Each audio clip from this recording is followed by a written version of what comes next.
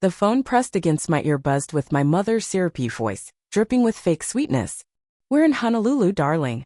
Why didn't you meet us at the airport yesterday?" My stomach churned as I stood frozen in the chaos of Dallas International Airport, my overstuffed suitcase parked beside me like a loyal dog.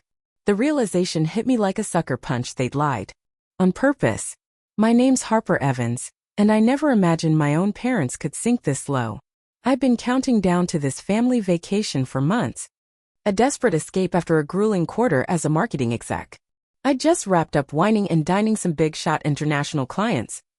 And this trip was supposed to be my reward, a chance to unwind, soak up some sun, and maybe even feel like part of the family again. "What do you mean yesterday?" I stammered, my voice trembling. "You said the flight was today at 2 p.m. I've got the text to prove it." The airport buzzed around me, a blur of excited travelers rushing toward their gates. Their joy a cruel spotlight on my unraveling nightmare. "Oh honey, there must have been a mix-up," my mother cooed, but I could hear the lie slithering through her words. "Your brother got here just fine. We're all settled at the resort now." Of course he did. Liam's always been their golden boy. Their pride and joy. I should have seen the red flags when they insisted on booking everything themselves, claiming it'd be easier with Dad's airline miles. The same parents who leaned on me to pay their bills couldn't trust me to handle my own ticket? "Please. This wasn't a mix-up, Mom," I said, anger steadying my shaky voice. "You gave me the wrong date on purpose. You didn't want me there, did you?" The silence on the other end was louder than the airport chaos. "Then now, Harper, don't be dramatic. These things happen." I hung up, my hand shaking so bad I nearly dropped the phone.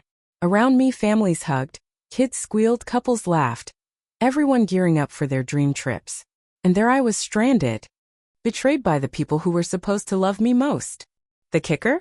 For 2 years, I'd been their financial lifeline, $2,000 a month for their mortgage, groceries. Dad's medical bills after he retired early. Last year alone, I shelled out over $30,000. Money I'd earmarked for my own house. And this was my thanks. Tears stung my eyes as I stared at my useless suitcase, but beneath the hurt, a fire ignited. This wasn't just about a missed vacation. This was years of manipulation, of being sidelined for Liam. Of being their ATM instead of their daughter. My phone pinged, a photo from Liam, grinning on a Hawaiian beach with Mom and Dad, cocktails raised. Caption: "Family Vaki starts now. Miss you. Sis, wish you'd made it." That was it. Something inside me snapped. Scrolling through their old texts, the truth glared back at me. "Flights at 2 p.m. on the 15th, Mom had written." But Liam's Instagram story showed their boarding passes dated the 14th. They hadn't slipped up. They'd planned this down to the minute. Then Dad called. His voice sharp like I was some disobedient kid.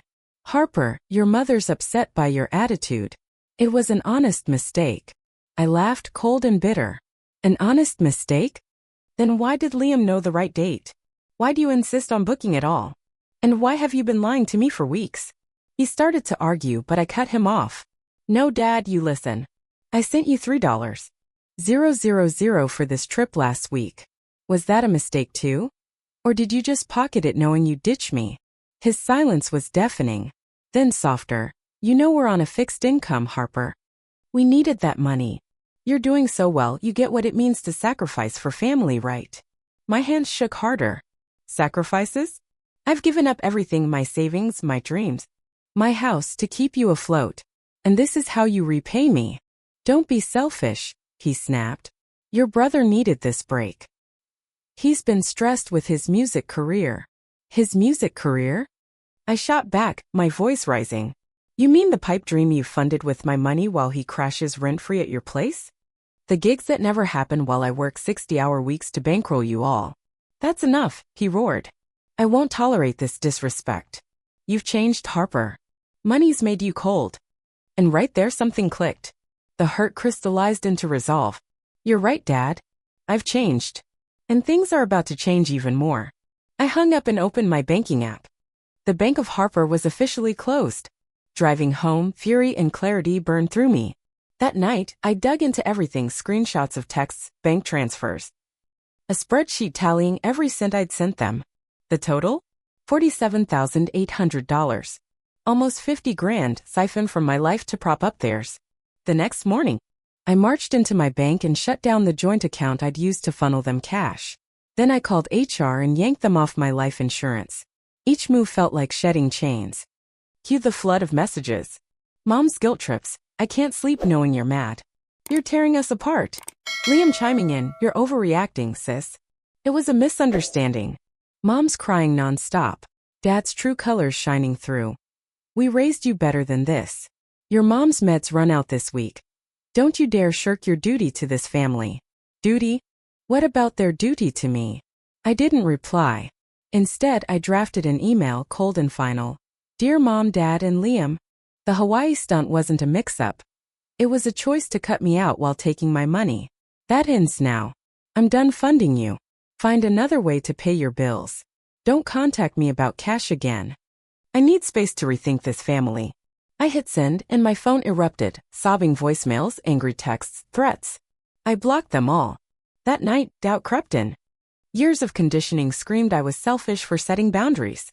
But then I pictured myself in that airport, abandoned while they sipped my ties with my money.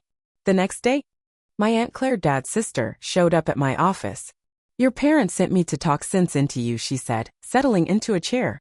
I braced for a lecture, but she floored me. What they did was rotten, Harper. I've seen them milk your kindness for years. You deserve better. Tears pricked my eyes as she squeezed my hand. Someone in my family finally saw me. They'll try to reel you back in, she warned. Stay tough. 2 weeks later, she called again, voice tight. I've got something to show you. Come over after work. At her house, papers littered her table, bank statements, loan docs, credit card bills. Your dad asked me for a loan last week and let some things slip. I dug deeper. What I saw made my blood freeze. They hadn't just used my money for bills, they'd been living large, banking on me to cover it. Claire pointed to a credit card statement. They opened this in your name 3 months ago. $15. 000 racked up. Checked your credit lately. I pulled up my report and there it was, a card I'd never touched. That's identity theft, Claire said. A crime. Then the kicker.